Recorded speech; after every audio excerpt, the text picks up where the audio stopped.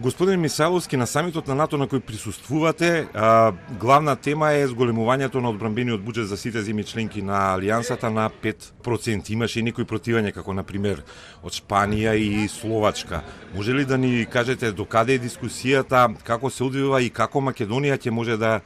достигне таков процент, дали е планирано и што ќе направиме? Да, благодарам на прашањето, точно така и се уште трае самитот, има уште половина говорници да завршат со нивниот збор, но она што сите да знаат и што е потврдено дека консензус има за 5%, вклучително и Шпанија, која имаше некои своји мислења да достигнува процентот до 5%, бидејќи до 2% пред скоро време веќе постигна, но има многу земји каде што веќе си над 3% и над 4%, но она што е договорено и за брзо време ќе биде објавено е дека 5% сите држави го прифаќаат, но она што е важно да се каже дека 3,5% да дадат буџетите воени за одбрана и 1,5% за дополнителни бидат поврзани со безбедност, но тука ќе и индустријата, цивилната заштита и други работи каде што ќе бидат поврзани со националната безбедност. Ева можам да потврдам дека консензус има за сите земји, но тоа треба постепено секоја држава да го прави. Некои земји веќе имаат донесено план за наредни 10 години, некои за повеќе од 10 години, дел од нив имаат поминато закони во собранието, дел имаат сменети устави, дел тоа ќе го направат, но сите земји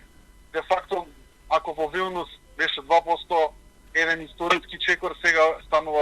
овој НАТО самит во Хаг повторно историски, бидејќи се носител прак кон 5% и секоја држава низ годините треба да го направи. Ние како држава треба да ги подобриме, да ги ревидираме нашите стратешки документи, етапно да го зголемуваме својот буџет. Моментално е најголем буџет што го има Министерството за одбрана, но паралелно да ги подобруваме нашите капацитети, да трошиме средства во модернизација, бидејќи тоа е приоритетот, и да ги трошиме средствата за она што ни се дадени како цели од НАТО да ги постигнеме во наредните години. Се разбира ќе биде тешко за секоја држава, но внимателно со домаќинска работа ќе треба да работиме низ годините со план како да стигнеме до 3,5% со 1,5%, што и другите институции може да ни помогнат, вклучително вагајќи инфраструктурата, сите проекти што би биле поврзани со безбедноста, со заштитата, но и она што влегува коридорите вагаат како НАТО коридори и други можности за инвестирање. Значи тоа е планот за Македонија, да се сменат стратешките документи, законски промени да има?